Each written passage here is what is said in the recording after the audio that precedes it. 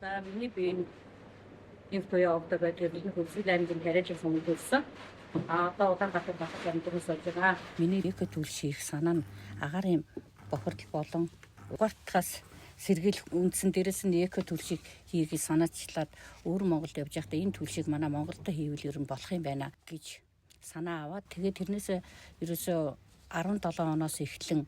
одоо янз бүрийн аргаар туршиж хийж ойр дотныхоо хүн болон өөрийнхөө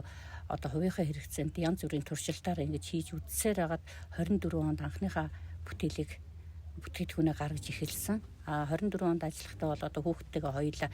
хамгийн анхныхаа бүтээгдэхүүнийг компани дээр ингээд ажиллаж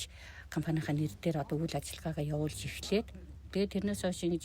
үйл ажиллагаа явуулж байгаад ер нь хөдөө орон нутгтаа зүгээр юм байна. Улаанбаатарт бас одоо нэгт үйлдвэр үйлчилгээ явуулахгүй, хоёр дахь өнөө бараа материал нь олдохгүй учраас хөдөө орон нутг руу явъя гэд хялган тосгоныг сонгож одоо энд ирж ажиллаад 25 онд энд ирсэн. Одоо ирсээр энэ үйлдвэр үйлчилгээгээ явуулаад хялганттай 12 хүний одоо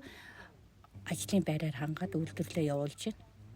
Хитэн одоо миний зорилго гэх юм бол энэ үйлдвэрээ өшөө өргөжүүлье, аюу том болгоё, ард иргэдээ сайхан угааргүй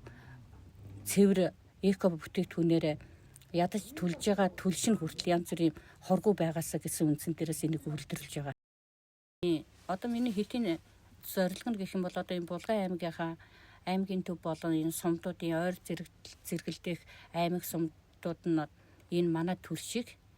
хэрэглээрээ манайх бол одоо хитийн зорилго маань Булган аймгийнхаа энэ ард иргэдийг, сумдынхаа ард иргэдийг бүгдийг энэ төлшөөр ханган нийлүүлэх зорилготой